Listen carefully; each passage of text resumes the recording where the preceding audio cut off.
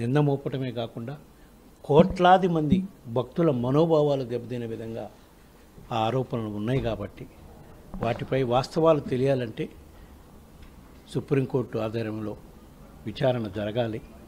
అప్పుడే వాస్తవాలు ప్రజలందరికీ తెలుస్తాయి అని చెప్పి నేను భావించి ఈ పిటిషన్ వేయడం జరిగింది.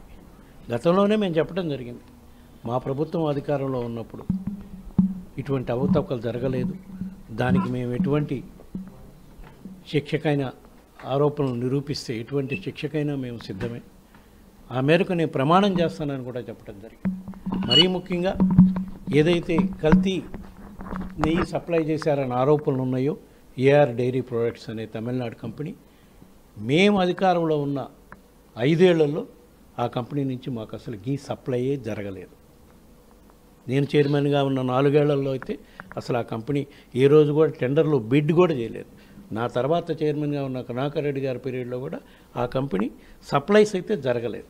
కొత్త ప్రభుత్వం అధికారంలోకి వచ్చినాక జూన్ 12 తర్వాతనే ఆ కంపెనీ సప్లై చేయడం మొదలుపెట్టింది. అంటే ఎలక్షన్స్కి ముందు ఎలక్షన్ కోడ్ ఉంటుంది కాబట్టి బోర్డు ఎవరిదున్నా సరే ఆ బోర్డు సభ్యులకు కానీ చైర్మన్ కానీ ఎటువంటి అధికారాలు ఉండవు.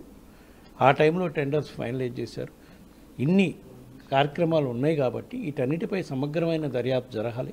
అసలు ఫస్ట్ ఆఫ్ ఆల్ ఈ కల్తీ వీళ్ళు సప్లై చేసే నెయ్యిలో కల్తీ జరిగిందా లేదా, జరిగితే అది ఎవరి పీరియడ్లో జరిగింది, ఎటువంటి పదార్థాలు జరిగినాయని కూడా ప్రజలకు వాస్తవాలు తెలియజేయాలని చెప్పి ఈరోజు కోర్టు ముందు మేమంతా ప్రజెంట్ చేయడం జరిగింది. తప్పకుండా దీన్ని మేము స్వాగతిస్తున్నాం. కోర్టు పరిధిలో విచారణ జరుగుతుందని నేను భావిస్తున్నా.